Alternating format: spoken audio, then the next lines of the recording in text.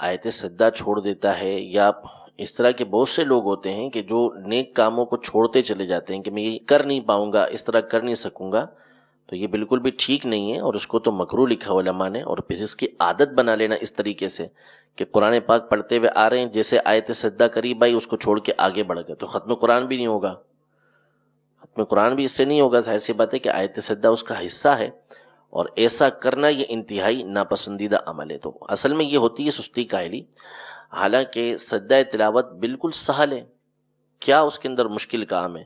اگر مثال کے طور پر کسی نے 1000 قرآن پاک بھی ختم کیے، ویسے تو مشکل ہی کرتے ہیں ہمارے دور کے اندر، لیکن اگر کسی نے 1000 قرآن پاک بھی ختم کیے تو کتنے سجدے ہوں گے اس کے اوپر؟ 14000 سجدے ہوں گے، اور 100 سجدے کرنے میں مشکل سے آپ کو آدھا گھنٹہ لگے گا۔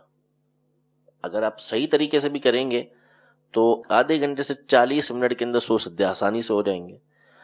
تو اگر بندے کے اوپر مثال کے طور پر اتنے سجدہ تلاوت ہو بھی چکے ہیں، تو روزانہ کا اگر اتنا وقت بھی وہ نکالے گا، ویسے اتنا ہوتا نہیں ہے، اگر اتنا وقت وہ نکالے گا بھی تو کچھ ہی عرصے میں اس کے سارے سجدے ادا ہو جائیں گے۔ تو یہ سستی کرتے رہتے ہیں، بڑھاتے رہتے ہیں اپنے اوپر، تو نتیجہ یہ نکلتا ہے کہ یہ اتنے سارے جمع ہو جاتے ہیں، حالانکہ آدھے منٹ کا کام ہوتا ہے۔ اللہ اکبر کہنا، نیت کر کے سجدے میں جانا ہے، اور 3 دفعہ سبحان ربی الاعلیٰ پڑھنا ہے، آپ کھڑے ہو گئے، سجدہ ادا ہو گیا، کتنی دیر لگی؟ آدھا منٹ لگتا ہے اس کے اندر۔